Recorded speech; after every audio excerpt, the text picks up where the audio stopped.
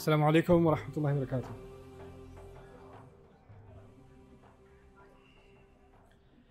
أعوذ بالله من الشيطان الرجيم. سيقول لك المخلفون من الأعراب شغلتنا أموالنا وأهلنا فاستغفر لنا يقولون بألسنتهم ما ليس في قلوبهم قل فمن يملك لكم من الله شيئا إن أراد بكم ضرا أو أراد بكم نفعا بل كان الله بما تعملون خبيرا بل ظننتم أن لن ينقلب الرسول والمؤمنون إلى أهليهم أبدا وزين ذلك في قلوبكم وظننتم ظن السوء وكنتم قوما بورا رب اشرح لي صدري ويسر لي أمري واحلل عقدة من لساني يفقه قولي فالحمد لله والصلاة والسلام على رسول الله وعلى آله وصحبه أجمعين أما بعد. Everyone, assalamu alaikum wa rahmatullahi ta'ala wa barakatuh. আয়াতটির বক্তব্য অনুযায়ী কোরআন এখন বিষয়বস্তু পরিবর্তন করে একটি বিশেষ দলের প্রতি ইঙ্গিত করেছে যাদেরকে বলা হয় আল মুখাল্লাফুন। আল মুখাল্লাফুন অর্থ যারা পেছনে থেকে গিয়েছিল। তারা রসুল সাল্লাল্লাহু আলাইহি সাল্লামের স্বপ্নের বাস্তব রূপদানের উদ্দেশ্যে মক্কা অভিমুখে অগ্রসর হওয়ার অভিযানে যোগ না দিয়ে পেছনে থেকে গিয়েছিল। আর মুসলিমরা মদিনায় ফিরে আসার আগেই এই সূরাটি নাজিল হয়েছিল। এখানে আল্লাহ সেই কথোপকথন সম্পর্কে জানাচ্ছেন রসুল সাল্লাল্লাহু আলাইহি সাল্লাম মদিনায় পৌঁছানোর পর যা ঘটবে এবং এই লোকগুলো তখন যা বলবে। তারা কিছু কথা বলবে আর আল্লাহ ইতিমধ্যে জানেন তারা কি বলবে। তিনি রসুল সাল্লাল্লাহু আলাইহি সাল্লামকে তা আগাম জানিয়ে দিচ্ছেন। سيقول لك المخلفون من الأعراب আরবদের মধ্য থেকে, গ্রাম্য আরবদের মধ্য থেকে যারা পেছনে রয়ে গিয়েছিল, অর্থাৎ কোনো কিছু তাদের পেছনে রেখেছিল, তাদের কাপুরুষতা তাদেরকে পেছনে রেখেছিল, তাদের মন্দ ইচ্ছা তাদেরকে পেছনে রেখেছিল, অথবা এমনকি আল্লাহ শাস্তিস্বরূপ তাদের পেছনে রাখতে পারেন। আরবদের মধ্যে যারা পেছনে রয়ে গিয়েছিল তারা বলবে, شغلتنا أموالنا وأهلنا, আমাদের ব্যবসা ও পরিবার আমাদেরকে ব্যস্ত রেখেছিল, তাই আমরা অভিযানে যেতে পারিনি। এখানে মজার বিষয় হলো তারা বলেনি যে اشتغلنا بأموالنا وأهلنا, আমরা আমাদের ব্যবসা ও পরিবার নিয়ে ব্যস্ত হয়ে পড়েছিলাম, বরং তারা বলছে আমাদের পরিবার আমাদেরকে ব্যস্ত রেখেছিল এবং আমাদের সম্পদ আমাদেরকে ব্যস্ত রেখেছিল। সুতরাং আমরা মূলত ব্যস্ত ছিলাম না, বরং এটা ব্যবসায়ের দোষ এবং পরিবারের দোষ। তারা আমাদেরকে ব্যস্ত করে রেখেছিল। বালাগা বা অলঙ্কার শাস্ত্রে এই ধারণাটিকে বলা হয় মুসনাদ ও মুসনাদ ইলাইহ, অর্থাৎ কার্যকারণকে কারো উপরে আরোপ করা হচ্ছে।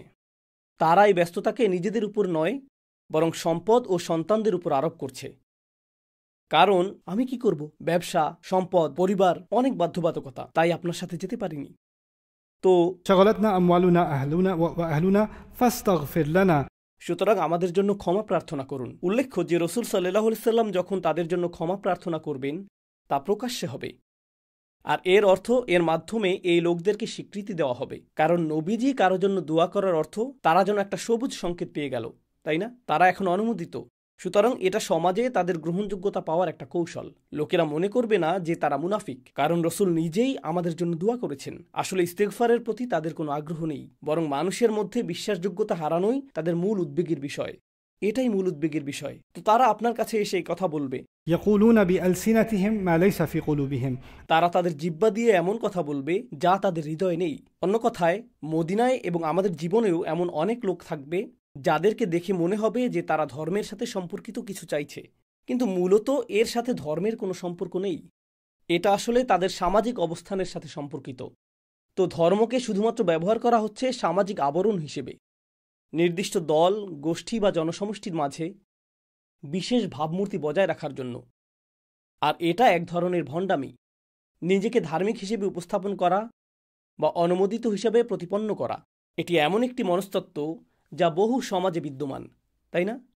কেউ যত বেশি ধরা পড়ার আতঙ্কে থাকে তত বেশি তার ধর্মীয় ছদ্মবেশ ধারণ করার প্রয়োজন পড়ে। তাই আপনি দেখতে পাবেন যে সবচেয়ে নিকৃষ্ট মানুষদের কারো কারো বাহ্যিক অবয়ব দেখে তাদেরকে অত্যন্ত ধর্মপরায়ণ বলে মনে হয়।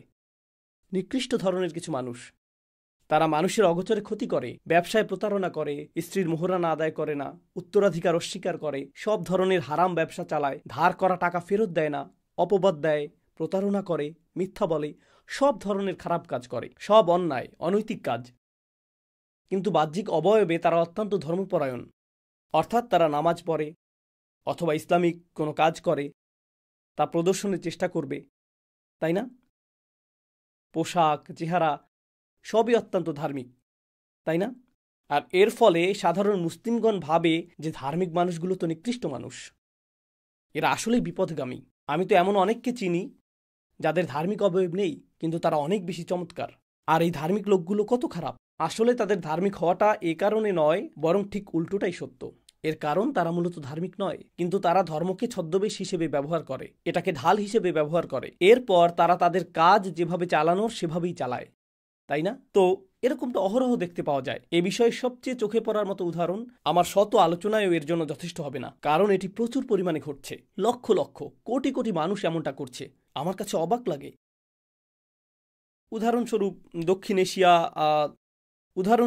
দক্ষিণ এশিয়া ও দক্ষিণ পূর্ব এশিয়া, যেমন ভারত, পাকিস্তান, বাংলাদেশ, নেপাল, এবং এভাবে এগিয়ে গেলে মালয়েশিয়া, ইন্দোনেশিয়া, সিঙ্গাপুর ও শ্রীলঙ্কা।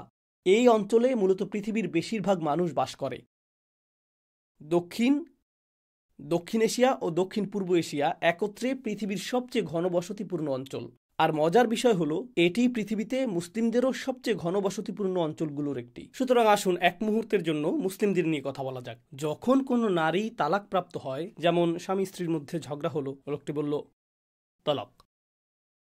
যদি আপনি পাকিস্তানে থাকেন, তাহলে 3 বার না বললে তা তালাক বলে গণ্য হবে না, কারণ কিছু নির্বোধ মানুষ তাদেরকে শিখিয়েছে যে তোমাকে 3 বার তালাক বলতে হবে। তাই তারা এমনকি তালাক শব্দটি একবারে উচ্চারণ করতেই জানে না।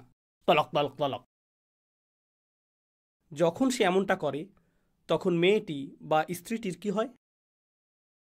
লোকটি মেয়ের বাড়িতে ফোন করে বলে, আপনাদের মেয়ের সাথে আমার সম্পর্ক শেষ, তাকে নিয়ে যান, সে আর আমার স্ত্রী নয়, আমি তাকে তালাক দিলাম।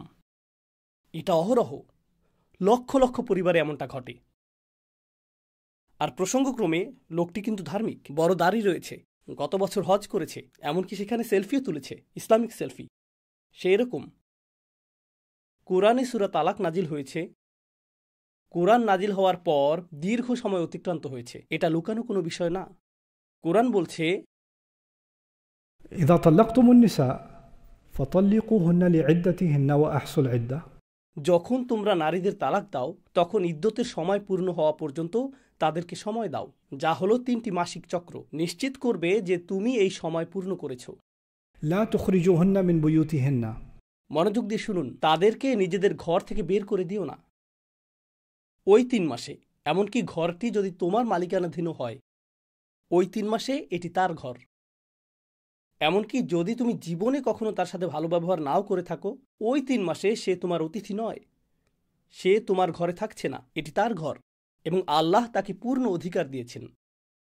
তাদের ঘর থেকে তাদেরকে বের করে দিও না। ওয়ালা ইয়াখরুজনা, আর তারাও বের হবে না, তাদের বের হওয়া উচিত না। সুতরাং 3টি মাসিক চক্র পর্যন্ত সে বের হবে না, আর স্বামীও তাকে বের করে দিবে না।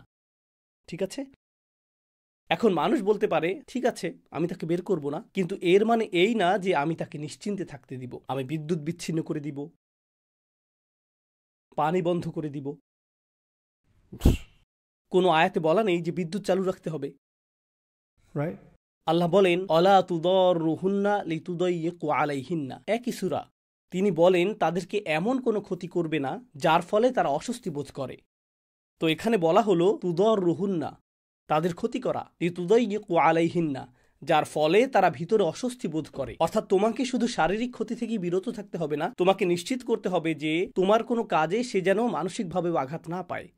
কারণ স্পষ্টতই তোমরা একে অপরকে মানসিকভাবে সামলাতে পারছিলে না, কিন্তু বিশেষ এই সময়ে তোমাকে আগের চেয়েও ভালো হতে হবে। কারণ আল্লাহ বলছেন, এখন তুমি আমার নির্ধারিত সময়ে প্রবেশ করছো, যখন তুমি ইদ্যতের সময়সীমায় প্রবেশ করেছো। এর আগ পর্যন্ত তোমরা ছিলে স্বামী স্ত্রী, সেটা ছিল তোমার স্ত্রীর মধ্যকার ব্যাপার। কিন্তু যেই মুহূর্তে তুমি তলাক উচ্চারণ করলে, এটি এখন তুমি, আল্লাহ ও তোমার স্ত্রীর মধ্যে। তোমার বোঝাপড়া এখন তার সাথে নয়, বরং সরাসরি আল্লাহর সাথে। আর আল্লাহ বলেছেন, এটা তোমার সময় নয়, এটা আমার সময়। আমি তাকে এই ইদ্যত দিয়েছি, আর তুমি তার সাথে সেভাবেই আচরণ করবে যেরকমটা আমি আদেশ করেছি। এর আগ পর্যন্ত তোমরা বন্ধু হতে পারো, কখনো কখনো একে অপরের উপর রাগ করতে পারো, কিন্তু ওই 3 মাসে নয়। অলা তুদররুহুন্না লিতুদাইয়িকু আলাইহিন্না, এই 3 মাসের জন্য। এখন আপনারা আমাকে বলুন, ধার্মিক মুসলিম পরিবারগুলো হিজাব, দাড়ি, পূর্ণ ইসলামিক অবয়ব, আর সেই হিজাবি মা যিনি প্রতি সপ্তাহে ইসলামী আসরের আয়োজন করেন, তিনি বলছেন আমার ঘর থেকে বের হয়ে যাও, এটা আমার ছেলের ঘর। আর সেই সপ্তাহে তিনি সূরা তালাকের তাফসীর নিয়ে আলোচনা করেন। বুঝতে পারছেন বিষয়টা? এটা কোন ধর্ম? এটা কোন ধর্ম? আমাদের সমাজে এত বেশি গুরুত্ব দেওয়া হয় মুরগিটি কোথা থেকে কিনেছো, এটা কি হালাল মুরগি, এটা কি জবিহা হালাল, এটা কি সুবার জবিহা হালাল, ছুরিটা কি হালাল, লোকটা কি হালাল, তার হাত কি হালাল, হালাল কতটা হালাল। আপনি নিশ্চিত করেন যে এটা হালাল, কিন্তু এই সকল হারাম কাজ আপনি প্রকাশ্যে করছেন, আল্লাহর আয়াতকে উপহাস করছেন। এতে কোনো সমস্যা নেই, কোনো সমস্যা নেই, এগুলো কোনো ব্যাপারই না। মানুষ নিশ্চিত করে, এভাবে চেক করে নিশ্চিত করে, ভাই ভাই আপনার কাপড় গোড়ালির কিছুটা নিচে নেমে গেছে, ما أسفل الكعبين ففي النار. গোড়ালির নিচে থাকলে সে অংশ জাহান্নামে যাবে। একই লোক, সে এখনও তার স্ত্রীর মোহরানা আদায় করেনি। একই মানুষ, এটা কি? একই লোক যে বাবা মারা যাওয়ার পর তার বোনের উত্তরাধিকার প্রদান করেনি। একই লোক, একই লোক। আমি এটা বুঝতে পারি না। জানেন এই লোকদের কি ঘটে? তারা ধর্মের কিছু অংশ নেয় আর বলে এটাই আমার ইসলাম, যতক্ষণ মানুষ দেখছে। কারণ এটাই মানুষ দেখতে পায়। মানুষ দেখতে পায় গোড়ালির ওপরের কাপড়, মানুষ দেখতে পায় আমার দাড়ির দৈর্ঘ্য, মানুষ দেখতে পায় মাথায় পরিহিত হিজাব, মানুষ এগুলো দেখতে পায়। যতক্ষণ তারা দেখতে পাবে যে আমি ধার্মিক, সেটাই আমার জন্য যথেষ্ট। আড়ালে আমি কি করি, টাকা পয়সার ব্যাপারে, উপার্জনের ব্যাপারে, হালাল হারামের ব্যাপারে, অন্য মানুষের অধিকারের ব্যাপারে, ধর্ম নিয়ে কি প্রহসন আমি করি, সেটা গুরুত্বপূর্ণ না। তাতে সমস্যা নেই, কারণ মানুষ সেটা দেখতে পায় না, মানুষ তা দেখবে না। আমি কিন্তু কাউন্সিলিং করি না। কখনো কখনো মানুষ আমার সাথে সাক্ষাৎ করে, মানুষ আমাকে প্রায় এমন কিছু কথা বলে এই ভেবে যে আমি একজন কাউন্সিলর। আমি তা নই, দয়া করে আমাকে এসব বলবেন না। তারা এসে বলে আমার স্বামী এটা করে, সে তার বাচ্চাদের মারধর করে এবং সে খুব রাগী মানুষ, আপনি কি তার সাথে কথা বলবেন? তার রাগের সমস্যা খুব প্রকট। আমি বলি ঠিক আছে, আমি কি তাকে চিনি? হ্যাঁ, আপনি তাকে চেনেন, সে সব সময় মসজিদে আসে। আমি চিনি? আমি তো কোনো রাগী মানুষকে চিনি না। এরপর লোকটির সাথে যখন দেখা হয়, আসসালামু আলাইকুম রাহমাতুল্লাহ, ভাই কেমন আছেন? আলহামদুলিল্লাহ। আমি বলি আপনি কিভাবে এমনটা করেন? আপনি আপনার বাচ্চাদের মারেন? ব্রো, সে প্রকাশ্যে এক ব্যক্তি, আর ঘরের দরজা বন্ধ হলেই সম্পূর্ণ ভিন্ন ব্যক্তি, পুরোপুরি ভিন্ন। আল মুখাল্লাফুনরা আসলে এরকমই, যারা ধর্মের অবয়বের আড়ালে থাকতে চায়। আর ধার্মিক অবয়ব বজায় রাখার সবচেয়ে ভালো উপায় কি? রাসূল সাল্লাল্লাহু আলাইহি সাল্লামের কাছে এসে ওযর পেশ করা আর তাকে দিয়ে নিজের জন্য দোয়া করানো। যখন নবীজি তার জন্য দোয়া করেন, সবাই ভাববে যে রাসূল সাল্লাল্লাহু আলাইহি সাল্লাম এই ব্যক্তির জন্য দোয়া করেছেন, নিশ্চয়ই সে একজন ভালো মানুষ। ফাস্তাগফির লানা, আল্লাহ বলছেন ইয়াকুলুনা বিআলসিনাতিহিম মা লাইসা ফি কুলুবিহিম, তারা তাদের জিহ্বা দিয়ে এমন কথা বলে যা তাদের অন্তরে নেই। আলসিনাহ শব্দটি ভাষাগত উৎকর্ষতার অর্থ প্রদান করছে, অর্থাৎ তারা মানুষকে বোঝানোর ক্ষেত্রে খুবই পারদর্শী। যদি আফওয়াহ শব্দটি ব্যবহৃত হতো, এর অর্থ হতো তারা বকবক করে। এর আরেকটি অর্থ তারা অর্থহীন কথা বলে। কিন্তু আলসিনাহ মানে তারা খুবই চতুর, কথায় অত্যন্ত কৌশলী, কিন্তু তারা তাদের জিহ্বা দিয়ে এমন কথা বলে যা তাদের অন্তরে নেই। কুল, তাদের বলুন, فمن يملك لكم من الله شيئا, আল্লাহর সামনে তোমাদের পক্ষে এমন কর্তৃত্বশালী কে থাকবে?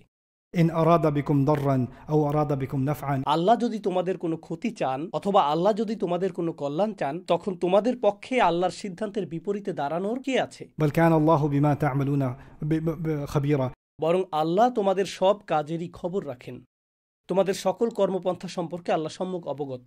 বাল, আসল বাস্তবতা হলো জনান্তুম, তোমরা আসলেই মনে করেছিলে যে أن لن ينقلب الرسول والمؤمنون إلى أهلهم أبدا, তোমরা আসলেই মনে করেছিলে যে রসূল ও ঈমানদারগণ আর কখনোই তাদের পরিবারের কাছে ফিরে আসবে না। তোমরা সেই মানুষ যারা নিশ্চিত ছিলে যে রসূল ও ঈমানদারগণ মৃত্যু মুখে পতিত হবেন, তাই তোমরা যুদ্ধে আসনি। পারিবারিক ব্যস্ততার জন্য না, ব্যবসায়িক ব্যস্ততার কারণেও না, বরং তোমরা ভেবেছিলে তারা আর ফিরে আসবে না, তারা মারা যাবে। وزين ذلك في قلوبكم, আর এই ধারণাটি তোমাদের অন্তরে প্রীতিকর হয়ে উঠেছিল। তারা মৃত্যু মুখে পতিত হবে, এটা তোমাদের আনন্দিত করেছিল। কিন্তু যখন তাদেরকে ফিরে আসতে দেখলে, ইউআযযিবাল মুনাফিকিনা ওয়াল মুনাফিকাত, মুনাফিকদেরকে এটা যন্ত্রণায় বিদ্ধ করছিল। যখন তারা নবীজিকে বেঁচে ফিরতে দেখল, এখন মুখ রক্ষার জন্য তাদেরকে নতুন পরিকল্পনা হাজির করতে হলো, আর এটাই ছিল তাদের পরিকল্পনা। আল্লাহ রসুল সাল্লাল্লাহু আলাইহি সাল্লামকে আগেই বলে দিলেন তারা আপনার সাথে এই খেলা খেলতে চাইবে। আমি আপনাকে তাদের কৌশলটি, তাদের পরিকল্পনাটি সম্পূর্ণরূপে জানিয়ে দিচ্ছি।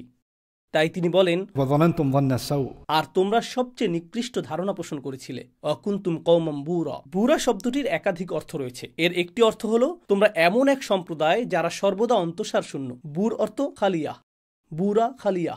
বুরা অর্থ মৃতও বটে, যেমন বাজারটি নিষ্প্রাণ। دارت السوق আসুক বুর অর্থাৎ দোকানে কোনো ক্রেতা নেই, এটা ফাঁকা। যেমন আজকাল অনেক শপিং মলকে মৃত বাজারের মতো নিষ্প্রাণ দেখায়, তাই না? তো এটাকেও বুর বলা হয়। বুরের আরেকটি অর্থ এমন ব্যক্তি যাকে পরীক্ষা করা হয়। তোমরা এমন এক সম্প্রদায় যারা পরীক্ষার সম্মুখীন হয়েছে এবং ব্যর্থ হয়েছে। তোমরা ভিতরে ফাঁপা ও শূন্য সম্প্রদায়। অকুনতুম কওমান বুরা। ومن لم يؤمن بالله ورسوله আর যে কখনো আল্লাহ ও তার রসুলের প্রতি ঈমানই আনেনি, فإنا أعتدنا للكافرين سعيرا আমরা কাফিরদের জন্য জ্বলন্ত অগ্নিকুণ্ড প্রস্তুত রেখেছি। তাদের এখন আর মুনাফিকুনও বলা হচ্ছে না, তাদেরকে কি বলা হচ্ছে? কাফির। এখানে মাত্রা বৃদ্ধি পেল, মুনাফিকুন থেকে কাফিরুনে উত্তরণ ঘটল। কারণ মুনাফিকরা সামাজিকভাবে মুসলিম হলেও আধ্যাত্মিকভাবে তারা কাফের। এটা আধ্যাত্মিক অবস্থা। তোমরা তাদেরকে কাফের ঘোষণা করতে পারো না, কিন্তু আল্লাহ তাদের আধ্যাত্মিক বাস্তবতা বর্ণনা করছেন। ولله ملك السماوات والأرض আকাশ ও পৃথিবীর রাজত্ব একমাত্র আল্লাহরই মালিকানাধীন। يغفر لمن يشاء ويعذب من يشاء তিনি যাকে চান ক্ষমা করেন আর যাকে চান শাস্তি প্রদান করেন। তিনি যাকে ইচ্ছা নিজ করুণায় সিক্ত করবেন, ক্ষমা করবেন। ওয়ায়ুআযযিবু মান ইয়াশা, আর যাকে ইচ্ছা তিনি শাস্তি দিবেন। প্রসঙ্গত আযাব শব্দটি সম্পর্কে জানেন? আযাব, যেটাকে আমরা শাস্তি বা নির্যাতন হিসেবে অনুবাদ করে থাকি, আযাব শব্দটি আসলে আযব থেকে এসেছে। আযব অর্থ মিষ্টতা, আর আযাব হলো লুগাতুস সালব, যার অর্থ সকল মিষ্টতা এবং আনন্দ মুছে ফেলা। যেমন কোনো সুখ অবশিষ্ট থাকবে না, সেটাই আযাব। অর্থাৎ এমন যন্ত্রণা যা আপনাকে সুখ নামক কোনো কিছুর অস্তিত্বই ভুলিয়ে দেয়, সেটাকেই বলা হয় আযাব। আরবি ভাষায় এটি অত্যন্ত তীব্র একটি শব্দ। سيعذب من يشاء وكان الله غفورا رحيما আল্লাহ সর্বদা অত্যন্ত ক্ষমাশীল, সর্বদা দয়ালু এবং প্রেমময়। অন্য কথায় আল্লাহ বলছেন, তুমি যতই বিপথগামী হও না কেন, আল্লাহ এখনো সবকিছু ক্ষমা করতে পারেন। এমনকি এখনো ফিরে আসার সুযোগ আছে। سيقول المخلفون যারা পেছনে রয়ে গিয়েছিল তারা আবারও কথা বলবে। তারা আরও বলবে, إذا انطلقتم إلى مغانم لتأخذوها যখন তোমরা সম্পদের বিশাল স্তূপের দিকে অগ্রসর হবে যা তোমরা সহজেই গ্রহণ করবে। এই আয়াতে মুসলিমদের উদ্দেশ্য করে বলা হচ্ছে, রাসূল সাল্লাল্লাহু আলাইহি সাল্লামকে বলা হচ্ছে, যখন তোমরা ফিরে যাবে তখন তোমরা এমন স্থানের অভিমুখে যাত্রা করবে যেখান থেকে প্রচুর সম্পদ অর্জন করবে। এটা কিসের ইঙ্গিত দিচ্ছে? খাইবার। খাইবার কিন্তু এখনো ঘটেনি। আমরা এখনো মদিনায় ফিরে যাইনি, কিন্তু আল্লাহ ইতিমধ্যেই বলে দিয়েছেন তোমরা সেখানে যাবে মাগানিমের উদ্দেশ্যে, সম্পদের অভিমুখে, যা তোমরা অর্জন করবে। প্রসঙ্গত আল্লাহ যুদ্ধের কথা বলেননি, তিনি বলেছেন তোমরা সম্পদের বিশাল স্তূপের দিকে অগ্রসর হবে আর তোমরা তা গ্রহণ করবে। এর অর্থ কি? এটা অনেকটা এরকম যেন সেগুলো তোমাদের গ্রহণ করার জন্যই সাজানো রয়েছে, যেন সেখানে কোনো যুদ্ধই হবে না। বদর বা উহুদের মতো সেরকম কোনো যুদ্ধ হবে না, তাই না? তো আল্লাহ ইতিমধ্যে বলেছেন এটি তোমাদের জন্য সহজ বিজয়, আর এটি প্রচুর সম্পদ নিয়ে আসবে। আর এই একই লোকেরা যারা পেছনে রয়ে গিয়েছিল, যখন তারা দেখবে তোমরা সহজ যুদ্ধের দিকে যাচ্ছ যেখানে কোনো লড়াই নেই, কোনো প্রতিদ্বন্দ্বিতা নেই, যখন তারা তোমাদেরকে সেখানে যেতে দেখবে, إذا انطلقتم إلى مغانم لتأخذوها ذرونا نتبعكم তখন তারা বলবে আমরা আপনাদেরকে অনুসরণ করতে চাই, আমাদেরকে অনুসরণ করার অনুমতি দিন। আমরা আল্লাহর পথে যুদ্ধ করার গৌরব অর্জন করতে চাই, আমরা আল্লাহর সন্তুষ্টির উদ্দেশ্যে লড়াই করতে চাই। কিন্তু নবী সাল্লাল্লাহু আলাইহি সাল্লাম যখন স্বপ্নের মাধ্যমে আদেশ পেয়ে উমরার জন্য রওনা হলেন, তখন আল্লাহর পথে লড়াই করার এই ইচ্ছা তোমাদের কোথায় ছিল? এরা তো নিজেদেরকে মৃত্যুমুখে পতিত করবে, তোমরা তো তখন যেতে চাওনি। কিন্তু এখন তারা অর্থ সম্পদ দেখলো, তাদের চোখের মণিতে ডলারের চিহ্ন ফুটে উঠল, আর তারা বলল আল্লাহর সন্তুষ্টির জন্য আমি আসতে চাই, জারুনা, আমরা কি আসতে পারি? এটা আরেকটি চিরন্তন সত্য। এমন মানুষ থাকবে যারা ইসলামের নামে কোনো কিছুর সাথে যুক্ত হতে চাইবে, কিন্তু তাদের অগভীর উদ্দেশ্য স্পষ্ট। অগভীর এই উদ্দেশ্য হলো টাকা, খ্যাতি অথবা অন্য কিছু, তাই না? উদাহরণস্বরূপ আজকাল অনেক তরুণ, আশা করি আপনারা এই রোগে আক্রান্ত হয়ে পড়েননি, আল্লাহর সন্তুষ্টির জন্য আমি ইসলামিক ইনফ্লুয়েন্সার হতে চাই, আল্লাহর সন্তুষ্টির জন্য আমি ইসলামিক ইনফ্লুয়েন্সার হতে চাই। তুমি তো নিজেই এখনো ইসলামিক ইনফ্লুয়েন্স লাভ করনি। influencer ভাইয়েরা, ভোরে ইস্তেগফার করা খুবই গুরুত্বপূর্ণ, ঠিক আছে? ঠিক আমার মতো আমিও এখন ইস্তেগফার করছি। এটা শুধু আপনি এবং মহান আল্লাহর মধ্যকার ব্যাপার। এই সম্পর্ক শুধু আপনি এবং আল্লাহর মধ্যকার সম্পর্ক, কাউকে এটা জানানো যাবে না। একইভাবে তাহাজ্জুদের নামাজ, বাইরে চাঁদ দেখতে পাচ্ছেন, এটা তাহাজ্জুদের চাঁদ। হ্যাঁ ভাইয়েরা, আপনাদের নিয়তকে খাঁটি রাখবেন। তাহাজ্জুদ বিষয়ক আমার আগামীকালকের লাইভে যুক্ত হন আল্লাহ সন্তুষ্টির উদ্দেশ্যে। তারা রসুল সাল্লাল্লাহু আলাইহি সাল্লামের কাছে এসে বলবে, হে নবী, আমরা আপনার অনুসরণ করতে চাই। আর আল্লাহ এখন তার নবীকে একটি নির্দেশনা দিলেন। কি সেই নির্দেশনা? এই লোকেরা যেহেতু হুদাইবিয়াতে বা উমরার উদ্দেশ্যে এই ভ্রমণে আপনার সাথে আসেনি, এর ফলে তারা আর যুদ্ধে অংশ নিতে পারবে না। কারণ এটা প্রমাণ করে যে তারা যুদ্ধক্ষেত্রে জীবন দিতে প্রস্তুত নয়। আর তুমি যদি যুদ্ধক্ষেত্রে জীবন দিতে প্রস্তুত নাও হও, তাহলে তুমি যুদ্ধক্ষেত্রের সম্পদ না, বরং বোঝা। কারণ যখন পরিস্থিতি কঠিন হবে, এই লোকদের থেকে কি আশা করা যায়? তারা পালিয়ে যাবে, তারা কৌশলগত অবস্থান ছেড়ে যাবে, যা মৃত্যুর দিকে নিয়ে যাবে। এদের কোথাও না নেয়াটাই উত্তম। তো যখন তারা আপনার কাছে এসে এই কথা বলে, আল্লাহ বলেন, يريدون أن يبدلوا كلام الله তারা আল্লাহর বাণী পরিবর্তন অথবা প্রতিস্থাপন করতে চায়। আল্লাহ তার সিদ্ধান্ত জানিয়ে দিয়েছেন। আল্লাহর কালামটি কি? কুল, তাদেরকে বলুন, লান তাত্তাবিউনা, তোমরা কখনো আমাদের অনুসরণ করবে না। এটি শব্দের খেলা। তোমরা কখনোই আমাদেরকে অনুসরণ করবে না, ইসলামের ক্ষেত্রেও না, এই অভিযানেও না। এমনিতেই তো তোমরা ঐকান্তিক অনুসারী নও। এতদিন তো তোমরা অনুসরণ করনি, এখন কেন অনুসরণ করতে চাও? لن تتبعونا كذلكم قال الله من قبل আর প্রসঙ্গত আল্লাহ ইতিমধ্যে আগেই এই কথা বলে দিয়েছেন।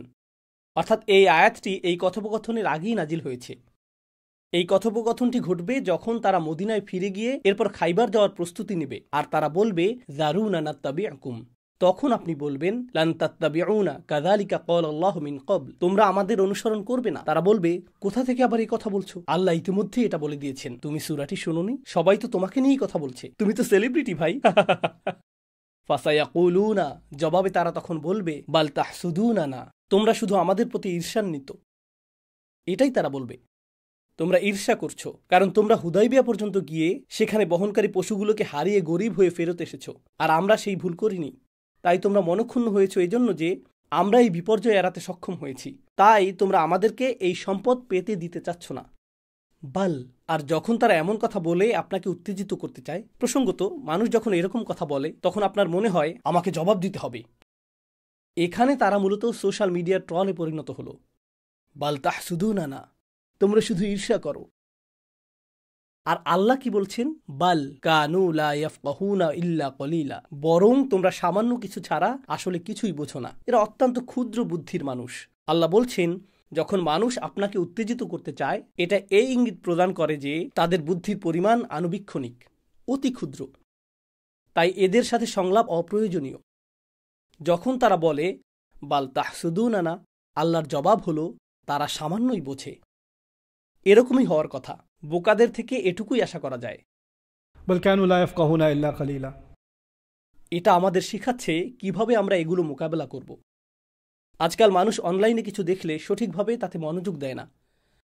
তারা শুধু কমেন্ট পড়ে, তারা শুধু নিচের মন্তব্যগুলো পড়ে। আমার সমস্যা হলো, আমি কখনো ইতিবাচক মনোভাবের কারণে কমেন্ট করিনি। মাঝে মাঝে আমি মজা করার জন্য ফিরতি কমেন্ট করি, এমন মানুষের উদ্দেশ্যে যারা আমাকে নিয়ে কমেন্ট করে, শুধুমাত্র মজা নেওয়ার জন্য, কারণ আমি এটা উপভোগ করি। একবার এক লোক আমার দাড়ির সাইজ নিয়ে ক্ষুব্ধ হয়ে লিখল, ভাই আপনার দাড়ির ঠিক নেই, কিন্তু সে বিয়ার্ড বানান ভুল করে ব্রেড লিখেছিল, অর্থাৎ আপনার রুটির ঠিক নেই। তো আমি জবাব দিলাম, wheat are you saying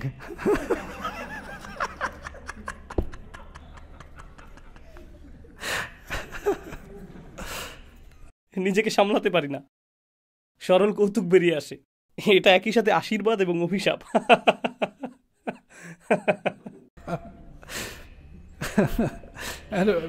একবার আমার একটা ছবিতে স্যুট পরিহিত ছিলাম। এক লোক বলল, ভাই পোশাকটি ঠিক হয়নি। তার প্রোফাইল পিকচারে সে সানগ্লাস পরেছিল। তো আমি বললাম, আপনি ঠিক বলেছেন, আমি সানগ্লাস পরতে ভুলে গিয়েছিলাম। কিন্তু আমার কথা হলো, আমি এমন কাউকে চিনি না যার হাতে এত সময় আছে যে ইউটিউব বা সোশ্যাল মিডিয়াতে কিছু দেখবে এবং বলবে আমাকে এখনই এই বিষয়ে একটা কমেন্ট লিখতে হবে। আমি এমনকি আমার জীবনের গুরুত্বপূর্ণ ব্যক্তি এবং সহকর্মীদের মেসেজে রিপ্লাই দিবার ঠিকমতো সময় পাই না। ভিডিওতে কমেন্ট করার সময় কোথা থেকে পাবো? যারা এই ধরনের কাজ করে তাদের হাতে এক ধরনের বিশেষ সময় থাকে, তাই না? তাদের সেই কমেন্ট থেকে অনেক সময় বুঝতে পারবেন যে তাদের মস্তিষ্কের নিউরনগুলোর একটি থেকে আরেকটির দূরত্ব কত বেশি। তাই সংলাপে জড়ানোর কি দরকার? সংলাপ অর্থহীন। তো তিনি বলছেন লা ইয়াফকাহুনা ইল্লা কলিলা, তাদের কথা বলতে দিন। قل للمخلفين من الأعراب তবে আরব বেদুইনদের মধ্যে যারা পেছনে থেকে গিয়েছিল তাদেরকে এই কথা বলবেন, ستدعون إلى قوم أولي بأس شديد تقاتلونهم أو يسلمون। শীঘ্রই তোমাদের আরেকটি জাতির বিরুদ্ধে ডাকা হবে যারা যুদ্ধবিদ্যায় বিশাল শক্তিমত্তার অধিকারী। সেটা কোন জাতি? অন্য কোনো জাতি যারা যুদ্ধবিদ্যায় শক্তিমত্তার অধিকারী। এখানে কাদের কথা বলা হচ্ছে? রোমানদের। উলি বাসিন শাদীদ তুকাতিলুনাহুম, তোমরা তাদের বিরুদ্ধে যুদ্ধ করবে। আও ইসলিমুন, নতুবা তারা ইসলাম গ্রহণ করবে। এই দুটির একটি ঘটবে। فإن تطيعوا، আর যদি সেই ক্ষেত্রে তোমরা অনুসরণ করো, অন্য কথায় তোমরা খাইবার যেতে পারবে না, কারণ সেটা অত্যন্ত সহজ, কিন্তু রোমানদের বিরুদ্ধে অভিযানে অংশগ্রহণের জন্য তোমাদেরকে স্বাগতম। আর সেই সময় যদি তোমরা অংশগ্রহণ করো, আল্লাহ বলেছেন ইউতিকুমুল্লাহু আজরান হাসানা, আল্লাহ তোমাদেরকে মহান পুরস্কার দিবেন। وإن تتولوا كما توليتم من قبل، আর যদি পিছু হটো যেমনটা আগেও করেছো, অন্য কথায় যদি তোমরা পিছু হটো যেটা তোমরা সচরাচর করে থাকো, এটাই এর অর্থ। كما توليتم من قبل ইউআযযিবুকুম আযাবান আলীমা, আল্লাহ তোমাদেরকে যন্ত্রণাদায়ক শাস্তি দিবেন। কেন আল্লাহ বললেন যে তিনি তোমাদেরকে যন্ত্রণাদায়ক শাস্তি দিবেন? কারণ তোমরাই বলেছো আমরা তোমাদেরকে অনুসরণ করতে চাই। সত্যিই অনুসরণ করতে চাও? তাহলে পরের বার যখন অনুসরণ করতে বলা হবে তখন যদি না করো, সেই সময় দেখবে আল্লাহ তোমাদের কি করেন। এখন কিছু সাহাবী এটা শুনে চিন্তিত হয়ে পড়লেন, কারণ কিছু সাহাবী অন্ধ ছিলেন, কিছু সাহাবী আহত ছিলেন, কিছু সাহাবী ছিলেন প্রতিবন্ধী। তারা ভাবলেন আমি তো যেতে পারছি না, কিভাবে আমি যুদ্ধে যাব? আল্লাহ বলেছেন লাইসা আলাল আ'মা হারাজ, অন্ধদের উপর এর দায়িত্ব নেই, অন্ধদের যুদ্ধে যাবার প্রয়োজন নেই। ওয়ালা আলাল আ'রাজি হারাজ, আর এমন প্রতিবন্ধী যাদের কোনো প্রকার শারীরিক সীমাবদ্ধতা রয়েছে তাদেরও যুদ্ধে যাবার প্রয়োজন নেই। ওয়ালা আলাল মারিদি হারাজ, আর যারা অসুস্থ ব্যক্তি তাদেরও যুদ্ধে না যাওয়াতে দোষের কিছু নেই। ومن يطع الله ورسوله يدخله جنات تجري من تحتها الأنهار، যে আল্লাহ ও রাসূলের আনুগত্য করে তিনি তাদেরকে জান্নাতে প্রবেশ করাবেন। অন্য কথায় অন্ধ, প্রতিবন্ধী, রোগী তারা তো যুদ্ধে যেতে পারবেন না। উমরার কথা ভুলে যান, তারা তো নিজ বাড়ি থেকেই বেরোতে পারবেন না। আর আল্লাহ বলছেন তোমরা বাড়ি থেকে বের হতে পারো অথবা না পারো, এতে কিছু আসে যায় না, তবুও আমি তোমাদেরকে জান্নাতে প্রবেশ করাবো। এখানে এই বিষয়টি বেশ কৌতূহল জাগ্রতকারী যে আল্লাহ এই শব্দগুলোকে সাধারণভাবে ব্যবহার করেছেন। তিনি এই আয়াতে আল্লাহর পথে যুদ্ধ করার কথা উল্লেখ করেননি, তিনি আয়াতটিকে পৃথক রেখেছেন। এর অর্থ আপনি এটিকে নির্দিষ্ট অবস্থার প্রেক্ষিতে দেখতে পারেন, আবার এর থেকে সার্বজনীন শিক্ষাও আহরণ করতে পারেন। তো সেই সার্বজনীন শিক্ষাটি কি? তা হলো যারা অসুস্থ, অন্ধ বা প্রতিবন্ধী তাদের উপর কোনো হারাজ নেই, তাদেরকে কোনোভাবেই তুচ্ছ মনে করবেন না। ليس على الأعمى حرج ولا على الأعرج حرج ولا على المريض حرج। সুতরাং আপনি এমন আচরণ করবেন না যাতে তাদেরকে কোনো অংশে কম মনে হয়। যারা সম্পূর্ণ অভিযানে অংশ নিয়েছিলেন তাদেরকে যে জান্নাতের সুসংবাদ দেয়া হয়েছে, ليدخل المؤمنين والمؤمنات جنات تجري من تحتها الأنهار، সেই একই জান্নাত তাদের জন্য প্রস্তুত। এর অর্থ কি? আল্লাহর দৃষ্টিতে তারা কোনো অংশেই কম নন, এটাই এর অর্থ। আর কেউ যদি আল্লাহর চোখে কম না হয় তবে সে কিভাবে আপনার বা আমার চোখে কম হবে? দুর্ভাগ্যবশত আমাদের সংস্কৃতিতে যা ঘটছে তা হলো কারো সন্তান প্রতিবন্ধী হলে, কেউ গাড়ি দুর্ঘটনায় প্রতিবন্ধী হয়ে গেলে, অন্ধ হলে বা অন্য কোনো সমস্যা হলে আমরা হঠাৎ করেই তাদের সাথে সম্পূর্ণ ভিন্ন আচরণ শুরু করি। খুবই ভিন্ন আচরণ। কিছু মানুষ এতটাই মূর্খতাপূর্ণ ও কুসংস্কারচ্ছন্ন যে তারা তাদেরকে বিয়েতে পর্যন্ত আমন্ত্রণ করে না। এটা অশুভ লক্ষণ। কেউ বিয়েতে একজন অন্ধ মানুষকে দেখতে চায় না। দাওয়াত দিলেও সে কি কিছু দেখতে পাবে? আমরা এখানে তাকে চাই না। ওই ব্যক্তির ক্যান্সার হয়েছে, না না না, ক্যান্সার আক্রান্ত মানুষের প্রয়োজন নেই। আমার বউভাতে ক্যান্সার রোগীকে রাখতে চাই না। সত্যি? আপনি কি মনে করেছেন যে আল্লাহ আপনার এই আচরণ সম্পর্কে জিজ্ঞাসাবাদ করবেন না? এটা করা কি ঠিক? অপরিচিতদের সাথে তো আছেই, মানুষ নিজের পরিবারের সাথেও এমনটা করে থাকে। মানুষ নিজের পরিবারের সাথে এমনটা করে থাকে। সুবহানাল্লাহ। يدخله جنات تجري من تحتها الأنهار ومن يتولى আর যে মুখ ফিরিয়ে নেয় ইউআযযিবুহু আযাবান আলীমা, আল্লাহ তাকে যন্ত্রণাদায়ক শাস্তি দেবেন। এই আয়াত আমাদেরকে এই শিক্ষাও দেয় যে আপনি যদি প্রতিবন্ধী, অসুস্থ, দরিদ্র বা কোনোভাবে পিছিয়ে থাকেন, তবুও আপনাকে সাধ্য অনুযায়ী আল্লাহর আনুগত্য করতে হবে। হাসপাতালের বিছানায় শুয়ে থেকেও আপনি আল্লাহ থেকে মুখ ফিরিয়ে নিতে পারেন। আর যে আল্লাহ থেকে মুখ ফিরিয়ে নেয়, আল্লাহ তাকে কঠিন শাস্তি দেবেন। তো আল্লাহর অবাধ্য হতে সম্পূর্ণ সুস্থ হওয়া প্রয়োজন নেই। আপনার হৃদয় দ্বারা, জিহ্বা দ্বারাও অবাধ্যতা প্রকাশ পেতে পারে। আপনার শরীরের কোনো অঙ্গ না নড়লেও আপনার জিহ্বা কুফরি কথা বলতে পারে। ইয়া তাওয়াল্লা, সে মুখ ফিরিয়ে নিয়েছে। সুতরাং পাপ কাজ করার সম্ভাবনা সকলেরই রয়েছে। لقد رضي الله عن المؤمنين إذ يبايعونك تحت الشجرة আল্লাহ ইতিমধ্যেই সেসব মুমিনদের প্রতি সন্তুষ্ট হয়েছেন যারা গাছের নিচে আপনার কাছে শপথ গ্রহণ করেছিল। فعلم ما في قلوبهم তিনি জানতেন তাদের হৃদয়ের অভ্যন্তরে কি আছে, فأنزل السكينة عليهم আর তিনি তাদের উপর প্রশান্তি নাজিল করলেন। এখন আমরা দু ধরনের প্রশান্তি সম্পর্কে শিখলাম। একটি ছিল ভিতরগত, অন্যটি হলো উপরে। তো এর দ্বারা তারা আচ্ছাদিত হয়েছিলেন এবং এটা তাদের হৃদয়ে প্রবেশ করানো হয়েছিল। ওয়া আসাবাহুম ফাতহান করিবা, এবং তিনি তাদের নিকটবর্তী একটি বিজয়ের সংস্পর্শে আনলেন। সেই নিকটবর্তী বিজয়টি কি? আসন্ন ছোট সেই বিজয়টি হলো খাইবার। প্রসঙ্গত, খাইবার থেকে প্রাপ্ত সম্পদ ছিল এ পর্যন্ত অর্জিত সম্পদের মধ্যে সর্বাধিক। অথচ আল্লাহ এটাকে কেবল নিকটবর্তী বিজয় বলে উল্লেখ করেছেন। কিন্তু প্রথমে বর্ণিত বড় সেই বিজয়, সুস্পষ্ট সেই বিজয়, ইন্না ফাতাহনা লাকা ফাতহাম মুবিনা, সেটা ইতোমধ্যেই হুদাইবিয়াতেই ঘটে গেছে। সুতরাং আল্লাহর দৃষ্টিতে বস্তুগত বিজয়ের তেমন গুরুত্ব নেই, কারণ রিজিক আল্লাহর হাতে। নৈতিক বিজয়, আধ্যাত্মিক বিজয়, কৌশলগত বিজয়, সেটাই অনেক বেশি গুরুত্বপূর্ণ। অমাগানিমা কাসীরাতান ইয়াখুযুনাহা, এবং অনেক অনেক যুদ্ধলব্ধ সম্পদ আসবে যা তোমরা গ্রহণ করবে। ওয়াকান আল্লাহু আজিজান হাকিমা, আর আল্লাহ সর্বদাই চূড়ান্ত কর্তৃত্বের অধিকারী, প্রজ্ঞাময়।